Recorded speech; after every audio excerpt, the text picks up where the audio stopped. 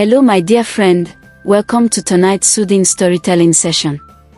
Here, we tell the stories that touch the soul, stories that remind you that every memory, every choice, every heartbreak, always leaves a lesson behind. If you find comfort in calm storytelling, if you love settling into a quiet moment that speaks directly to the heart, please take a second to subscribe to this channel. Because every night, we gather here, together, to listen, to feel, and to heal, one story at a time. Now, let's begin. They say grief gets quieter. But nobody tells you it can also get heavier. Every evening at exactly 7:30 p.m., Mama Sod sets the table. She moves slowly now, her bones softer, her back slightly bent. But the ritual never changes. 2 ceramic plates. Matching cutlery. 2 glasses of chilled water. The little napkins she irons every Sunday afternoon. She lights the small candle in the middle, not scented, just plain white, because Tunji hated too much fragrance at dinner. Food is not perfume, he used to joke, tapping her nose. When she places the second plate, she always pauses. Just for a second. Just long enough to feel his presence. Long enough to remember the weight of his laughter across that table. Long enough to hear his baritone voice say, "Sweetheart, don't forget the pepper on the fish." Neighbors whisper about it, of course. In this estate, nothing stays private. Women see her from their verandas when they pass by in wrappers, carrying tomatoes or plantain from the store. They lower their voices, she still they put 2 plates oh. Oh. It don't reach 4 years oh. She never heal. That thing pain her deep. Her younger sister comes sometimes, mostly weekends. She tries to distract her, talking loudly, changing topics, pretending not to notice the second plate. She never asks. She can't. Because she remembers the funeral too. She remembers Mama Sod collapsing in the church aisle when they covered the coffin. Even her closest friend, Mama Iriti, the one who was there the night Tunji died, avoids the topic. She only sits and hums old Ebenezer Obey songs to fill the silence. But every night, the second plate is there. Who is it really for? A ghost, a memory, an unclosed chapter? Or is she holding on to a promise Tunji made on his last night alive, the one nobody else knows about yet? That last night before they took Tunji to the hospital, it wasn't dramatic. There was no storm. No loud fight. No television blaring. Just 2 people at their dining table, eating quietly, sharing their usual pepper soup and boiled yam. He looked tired though. The kind of tired that hides under the eyes like a shadow you can't quite wipe off. "Tunji, are you alright?" she had asked softly, pushing his glass of water toward him. He smiled that same gentle smile he always used when he didn't want her to worry. "I dey, my love. Just long day. Tomorrow go better." Tomorrow did not come better. Tomorrow never came back at all. He coughed a little, not alarming, not violent. Just a small cough that felt ordinary. So ordinary she didn't even think of calling anybody. She just rubbed shea butter on his chest and told him to rest. Around 2 a.m., he woke her up with a painful whisper, "Sod, please stand up." She jumped. "Tunji, what is it?" "Tunji, talk to me." His breathing was shallow. His voice weak. "Sod, listen. Promise me one thing, Tunji, please hold on, let me call the nurse." "No," he held her wrist. "Firm. Urgent." His eyes were suddenly clear. "Promise me you won't eat alone. Ever. Again." She froze. "Why?" "Tunji, why are you talking like this? Tunji, please." He looked directly into her eyes, with the calmness only people at the edge of departure seem to have. "Human beings die when they start eating alone," he whispered. "I don't want you to die before your time. So promise me. 2 plates. Always. You hear me?" "Tunji, don't talk like, promise." Sod, she was crying at this point. Shaking. confused, afraid. I promise. I promise. Tonji, please, don't leave me, oh God, but he did. Before the ambulance arrived. Before her sister rushed down from Ajij. Before anyone could understand what was happening. He died with her hands still holding his. And that promise, that strange, painful, confusing promise, has held her hostage ever since. This is why she still sets 2 plates every night. Not because she's crazy, not because she can't let go, but because his last words became her chain. She wonders sometimes, late at night, when the wind rattles the kitchen window. Was he warning her about something more than loneliness? Was there something Tonji knew about fate and isolation that she never understood? Because some nights, she swears she hears a chair move on its own just slightly. Like someone, or something, still sits down across from her. Some evenings, she hears him breathing. Not loudly. Not clearly. Just a faint, soft presence, like the air itself remembers what he sounded like. It happens usually after she finishes eating and she's sitting there, staring at the empty chair. Sometimes she even talks to him. TJ. I cooked that okra soup the way you like it. Slimy small, just the way you used to beg me for. She says it lightly. She even laughs a bit. Because that was their inside joke, Tonji always insisted that okra should draw very well, while she liked it a little thicker. She sits. She eats slowly. Every spoon is deliberate. She doesn't rush. She tastes the seasoning. She hears the old radio in the background humming Wazobia FM news like a low lullaby carried from another room. She keeps her other hand resting gently near the second plate, as if she's holding space for someone who isn't physically there. Then the silence begins to melt around her like warm wax. And the strangest thing is, the silence doesn't feel empty. It feels like someone is listening. One evening, her neighbor Mama Iriti came in unannounced. She usually does that after evening devotion, and she met Mama Sod sitting exactly like that, gazing at the opposite chair. Sod, you dey okay? Mama Iriti asked, her voice lowering immediately, because the atmosphere in that small dining space was heavy. Different.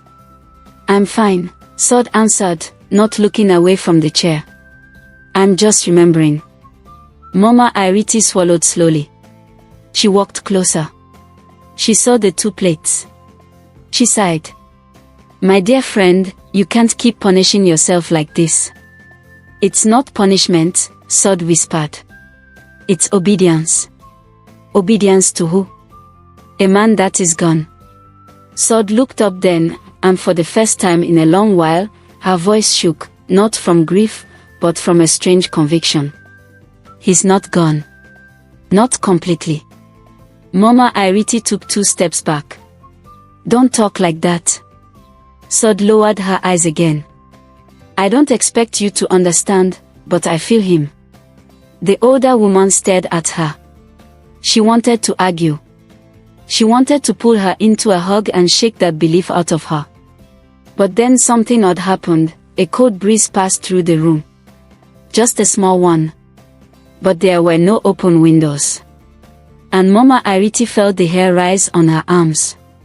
She didn't say a word after that. She just quietly picked her purse and left, murmuring prayers under her breath. That was the night the rumors officially began, that maybe the dead man wasn't fully gone.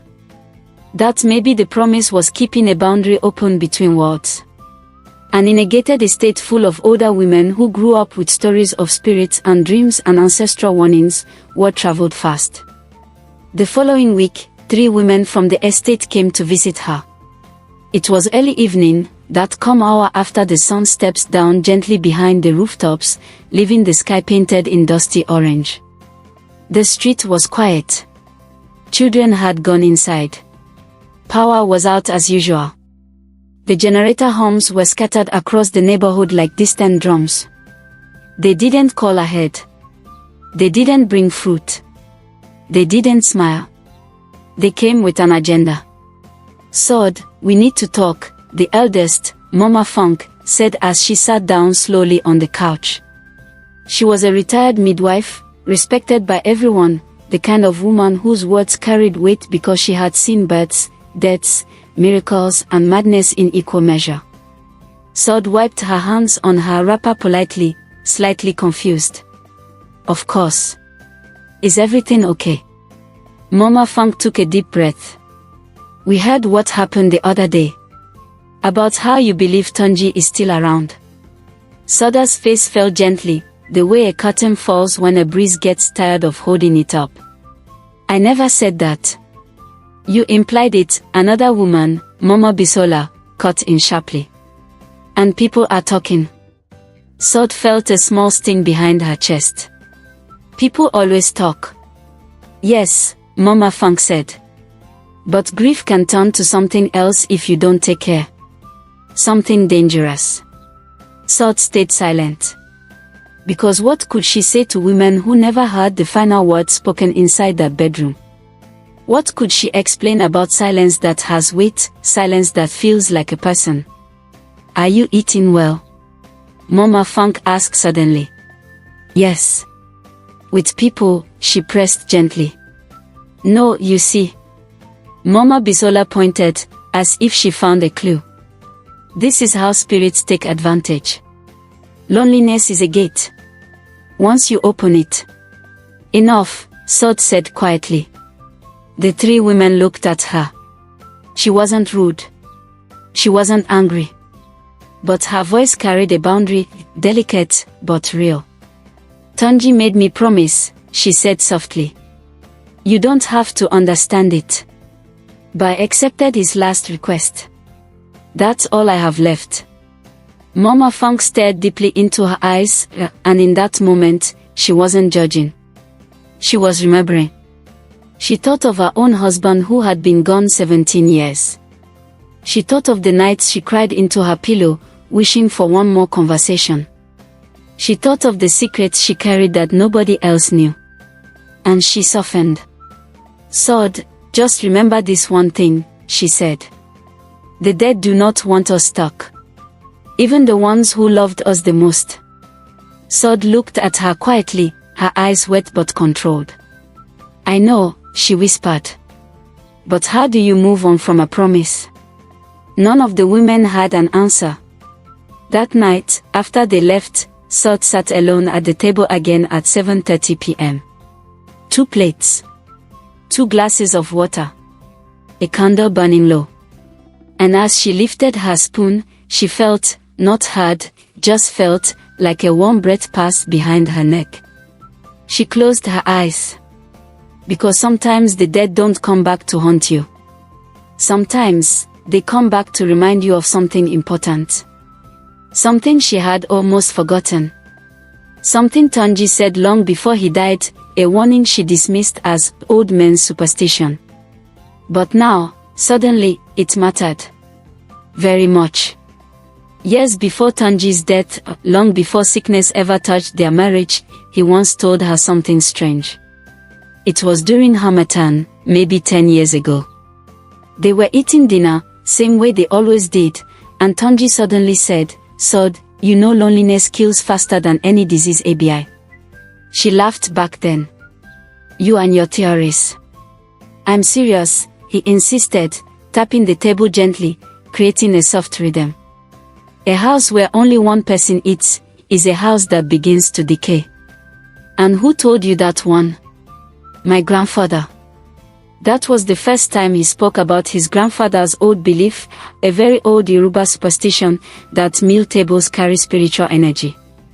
That when two people share food consistently, a bond forms that can outlive both their bodies. That plates remember. That chairs remember.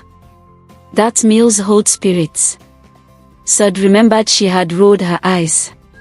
Tunji, please, don't turn this dinner to lecture. Tunji had smiled. Okay. Just remember what I said. Never eat alone in life. Never. She thought it was poetic talk. One of those old wise things men say when they are in a reflective mood. But when he was dying, he repeated it. And now it made sense in a way it didn't then. One night, months after the funeral, she tried to break her routine, just to test herself. She set only one plate. Just one. She told herself, "Sod, today you will eat like a normal person."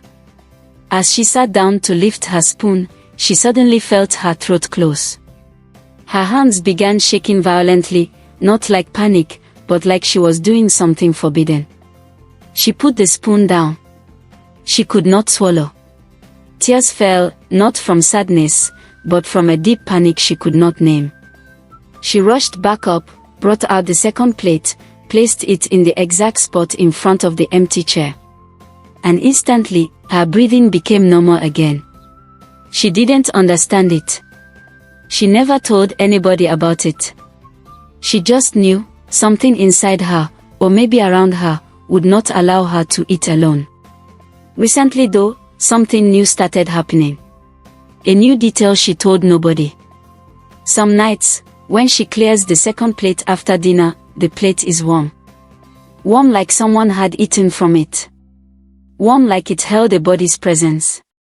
Warm like someone sitting across her was not memory, but real. One particular night, she ran her finger along the underside of the plate. It wasn't just warm. There were tiny crumbs. Food crumbs. The exact okra soup she cooked that evening. Her heart hammered. Her knees went weak. Was she losing her mind? Or was Tonji's last warning more literal than she ever understood? Because if the dead can share a table, how do you ever really say goodbye? When the one plate incident happened, she couldn't sleep for 2 nights. Her heart was not frightened, but restless. Like something wanted her attention. By the 3rd day, word had reached Pastor Connor, the young pastor from the small redeemed parish near her estate. Not gossip exactly, but quiet concern from one of the estate women who said, "Pastor, please check on her. She is doing rituals she doesn't understand." He came one afternoon, politely, gently, with his little Bible tucked under his arm. He didn't barge in or rebuke her or act dramatic. He knocked and waited. "Mama said, may I come in?" She welcomed him. Made him tea. Nervous, because she already sensed why he was there. He started slowly, "Mama, I heard you are still setting 2 plates." "Yes," she said calmly. "And why, Ma?" She told him the truth. Not the gossip version. Not the watered-down version. The real version. Tonji's last words. The choking panic when she tried to use one plate. The warmth on the empty plate. She told him everything. He listened quietly. He didn't mock her or dismiss her. When she finished, he sighed deeply. "Ma, I believe grief has shaped a doorway for you. A doorway between memory and spirit." She blinked. That language was not condemnation, it was understanding. "But Ma," he continued softly, "you cannot live permanently with one foot in the land of the living, and one foot with the dead. That is how the soul gets stuck." She did not argue. She simply stared at him with those tired eyes of a woman who has carried something too heavy for too long. Then Pastor Connor did something unexpected. He said, "Let me join you for dinner tonight." She looked shocked. "Tonight?" "Yes. Let me sit in the second seat. Let me break the ritual gently, not by force." She didn't know why, but she agreed. That evening at 7:30 p.m., she set the table. 2 plates. 2 glasses. But this time, across from her, not Tonji's invisible presence, a living man sat. Pastor Connor prayed softly, nothing dramatic. No shouting. No binding. Just a calm, gentle blessing over food. As they began to eat, something shifted. Because halfway through the meal, the dining room temperature suddenly dropped. So sharply she shivered. Pastor Connor paused, spoon halfway to his mouth. He felt it too. He put his spoon down slowly. "Mama," he whispered, eyes narrowing slightly. We are not alone here. And Sod suddenly knew this was no longer just grief. There was something else sitting at that table with them. Something that did not want to be replaced. Something that did not want the ritual broken. The air was so cold it made her breath hitch. Pastor Connell's eyes darted around the room, not fearful, but alert, like someone suddenly aware of a presence they had always suspected but never encountered this directly. Soda's hands trembled against the edge of the table. Then, the candle flame in the center flickered violently. Not like wind. Not like a draft. It shook as if someone had leaned forward over the table. The pastor spoke first, calm, steady. Tonji, is that you? Sod swallowed, hard.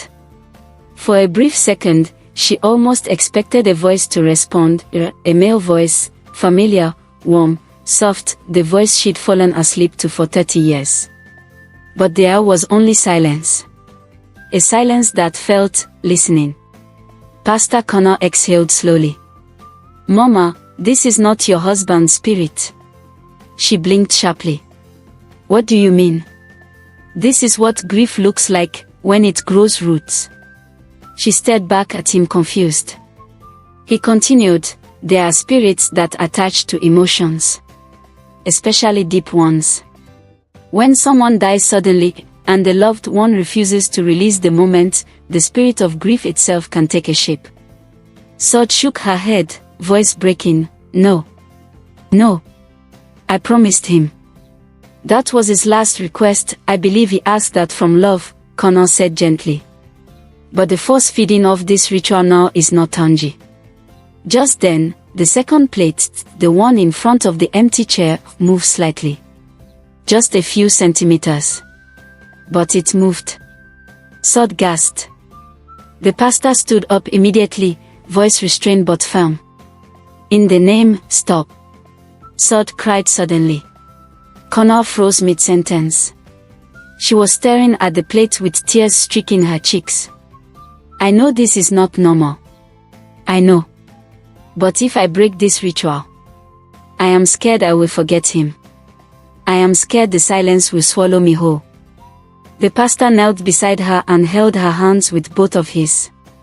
Mama Sod, he said softly, you have turned a promise into a prison.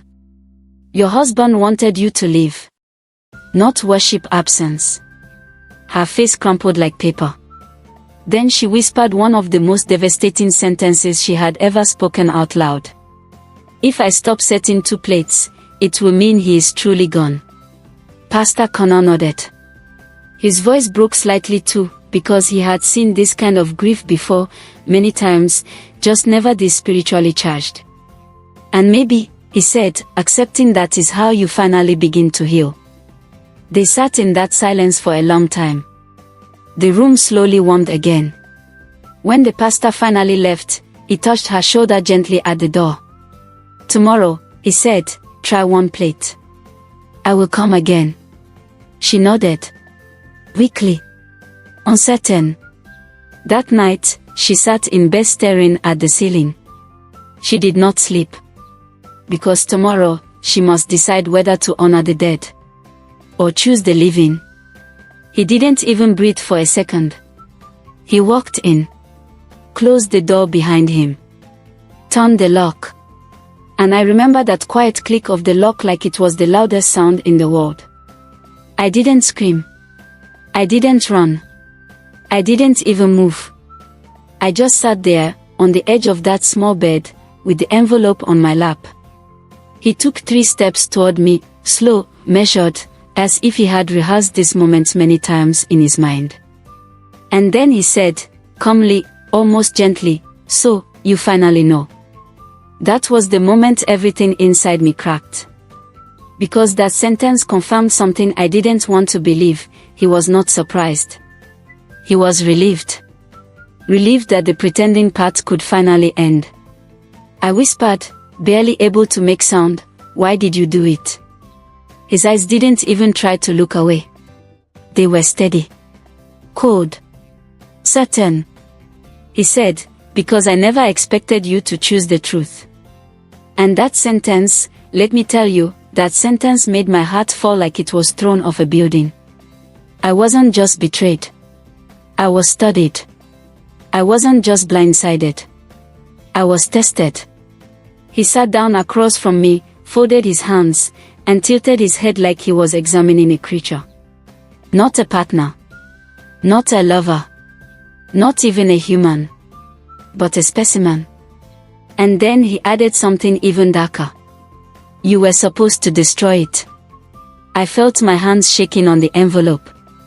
Destroy what? Destroy who? Destroy evidence, destroy myself. I wet my lips and said, Tanji, who is in this with you? He smiled. Not a warm smile. Not a remorseful smile. But a smile that says, the game just started. And he leaned forward, voice low, voice slow, voice steady. You're now in more danger than you understand. Knock. Knock. Knock. That sound froze the both of us. He snapped his head toward the door, and that was the very first time I saw fear appear in his face. He stood up slowly. Like an animal listening for danger in the wild. Not fear of being caught doing something wrong. But fear of someone who is powerful. Someone he did not expect. Someone he did not want to face. He looked back at me and whispered, urgently, do not make a single sound. Then another knock came, harder this time. Bang! Bang! Bang! Then a voice. A woman's. Calm. Controlled. Deadly sure of herself. Tanji. Open this door. Now. My blood ran cold. Because that voice. I knew it. Not personally. But I had heard it before. In one of the phone calls he thought I didn't overhear. When he would go outside to talk in that fake calm tone he used when he was trying to hide something. Tanji swallowed. He wiped his palms on his jeans.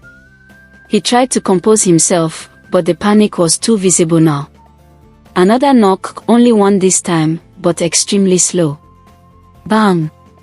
As if she was saying, I'll wait, but not for long. Tanji whispered again, don't speak. Don't move. Don't say my name. And then, he went to unlock the door. He opened it just enough to block her view of me. But I saw her face over his shoulder. She was tall, dressed all in black, with a small silver necklace and dark glasses. And she spoke with that quiet authority people only have when they are in control. You got sloppy. Tanji didn't respond. He just stared at her, like a child caught doing something forbidden. She pushed the door open wider. And now she could see me. Her expression didn't change. But she tilted her head slightly, observing me, like she was evaluating a threat. Then she asked Tanji, come and direct, did you tell her everything? Her eyes stayed on me. Not on Tanji. Not on the room. Just me. Like she had been waiting to see my face all along. Tanji tried to speak, his voice trembling. Madam, please, just let me. She raised one finger. Just one. And Tanji went silent instantly. Not because he wanted to. But because he knew the consequence of not obeying her. She stepped forward. Slow. Controlled. Every step was calculated. She didn't raise her voice. Didn't threaten. She just said, I've been waiting to meet you. I swallowed. My palms got cold. Me? I asked, barely able to get the word out. She smiled, but it wasn't a friendly smile. It was the type of smile someone gives when they know something you don't. When they are about to reveal something that's not even about you, but will destroy your world regardless. You think this is about a missing husband, she said softly. My breath caught. How did she know that? How did she know why I was even here? Her voice remained calm. You think he's dead? Or gone? Or perhaps you imagine he abandoned you? I felt my chest tighten. Tanji looked like he wanted to run right out of his own skin. Then the woman leaned in just a little closer and whispered, "But what if I told you?" She paused, letting time stretch, letting my fear expand. "He's not missing. And he's not gone. He's just not where you think he is." My entire body froze. My heart stuttered inside my ribcage. I stared at her, unable to breathe, waiting for the rest. She took off her dark glasses slowly, revealing eyes that held absolutely no softness. Only truth. Cold truth. And she said, "Your husband never left." She didn't flinch when she said it. She looked directly into my soul and delivered the words with the calmness of someone telling the time. "Your husband is dead." My legs weakened. But then she leaned in closer and added, as if she waited for that exact moment when I broke. "But not in the way you think." The room felt suddenly too hot and too cold at the same time. My ears began to ring. Tanji, still standing beside me, whispered under his breath, "Jesus Christ." The woman clasped her hands in front of her, solemn, almost tender, like she suddenly respected the weight of what she was about to reveal. "You think he died of that sickness," she said. "You think it was the body that failed." I froze. "How?" I whispered. She shook her head gently. "No, his body did not fail." She sat down slowly on the single wooden chair placed in the middle of the living room, like she deliberately wanted to lower her height so she would begin telling a story that required humility. "It was his spirit that failed," she continued. "His soul broke long before his organs ever did." She reached for a small tin box beside her left leg, an old biscuit tin, the type used to store sewing materials. She placed it on her lap. "This tin," she said, tapping it lightly, "is the last promise he made to you and to the one he wronged." My heart galloped. The one he wronged. She looked up again and her voice turned almost maternal. "You did not lose your husband to illness. You lost him to guilt. He died carrying a truth he was too afraid to tell you." I felt dizzy. "Which truth?" I whispered. She placed both her hands on the tin, as though unlocking it required emotional consent. She exhaled slowly, as though she wasn't just opening a tin, she was opening the past. Then she said, "There was another woman." And silence crashed between us. Heavy, violent, final. Tanji's hand reached my elbow, steadying me, because I swayed. The woman continued slowly. "And there was something he promised her, something this tin carries proof of." She gently slid the tin box toward me across the table. "Open it," she said. My fingers trembled as I reached for it.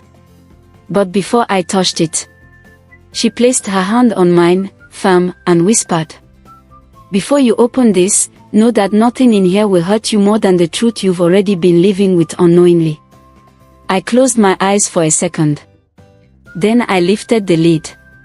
Inside the tin were only two things, a faded black and white photograph, and a folded piece of yellowing, brittle paper. I picked up the photo first. It showed Tanji as a young man, maybe in his late 20s, standing beside a woman I had never seen before. She didn't look seductive. She didn't look dangerous. She looked kind. You could almost feel her warmth from the frozen image. Her head was slightly tilted toward Tanji, not like a lover, but like someone who always protected him. I touched her face gently. "Who is she?" I whispered. The woman in the living room, the one who had guided us here, inhaled deeply before speaking. "That is Tanji's first wife." I felt my stomach twist. "First wife?" I blinked hard. "What do you mean first wife?" "He never told me he was married before me. He said he had never." She nodded, and cut me off gently. "He didn't lie. He erased." My throat tightened. How can someone erase an entire human being? I whispered. The woman pressed her palm into her chest. People erase what breaks them. She then gestured to the folded paper. Open that. My fingers shook harder this time. I unfolded the paper carefully. It was a letter. But the handwriting wasn't Tanji's. It was a woman's delicate cursive. And the first sentence shook me to my bones. If I die, please do not let Tanji eat alone. My vision blurred with tears. The woman explained. She died during childbirth. The child did not survive.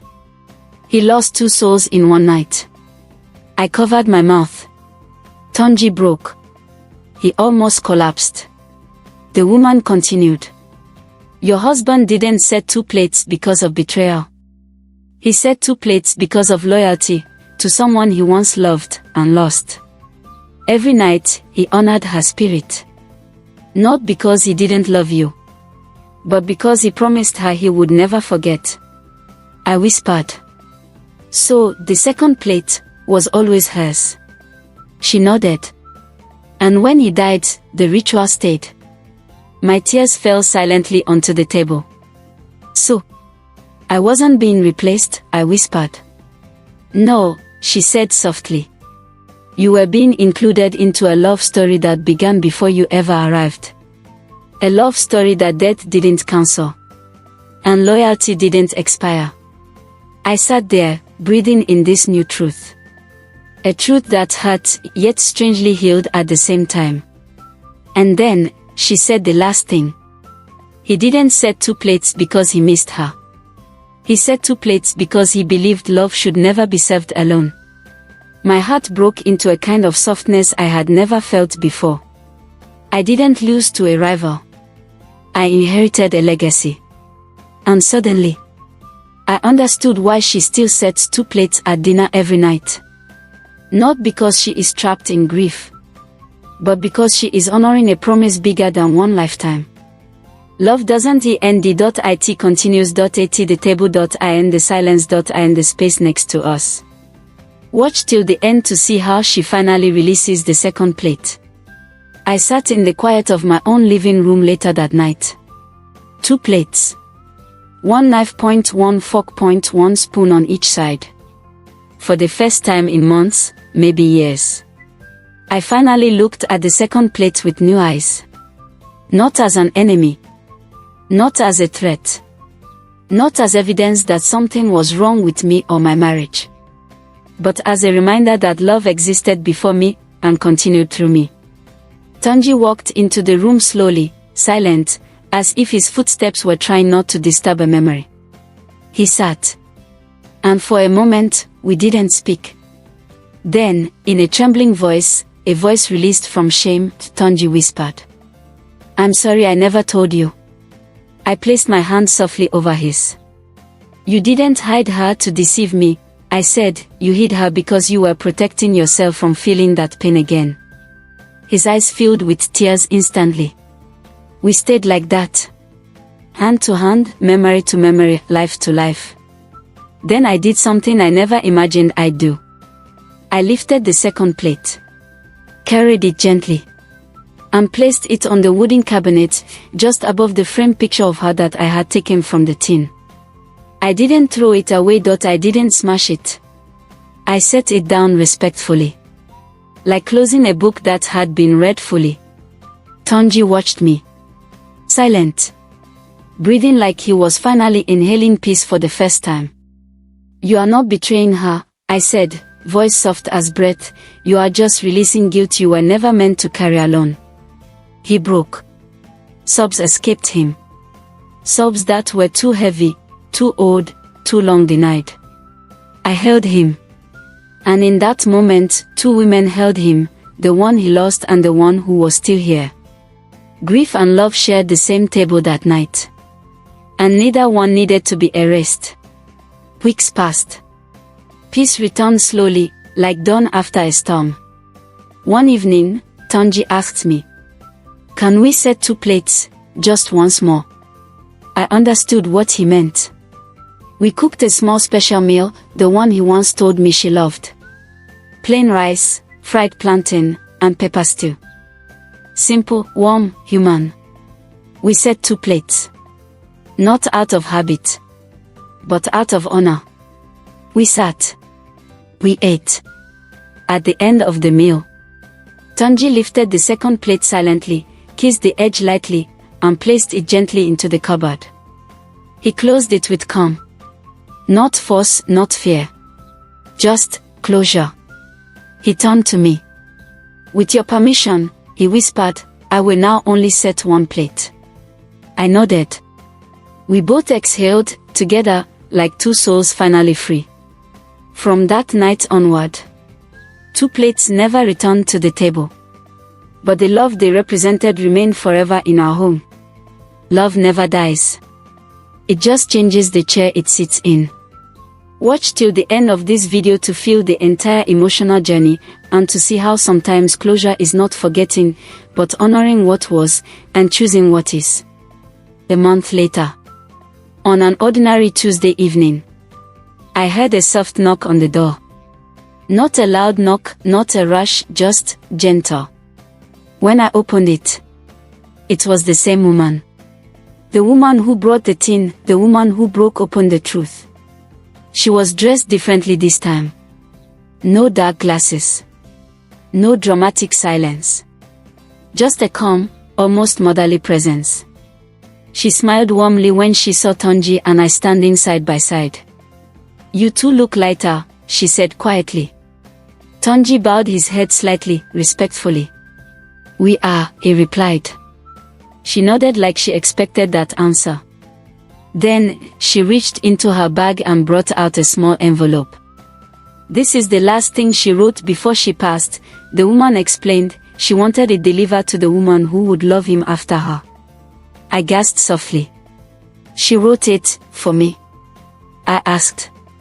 Yes, the woman replied gently. She always believed someone good would come into his life again. My hands shook as I opened the envelope. It was only a single line, written in the same soft handwriting. Please love him, where I could not continue. My eyes filled instantly. I held that paper to my chest like a blessing. The woman placed her hand on mine, the same way she did on the day she revealed everything, except this time. Her voice held warmth.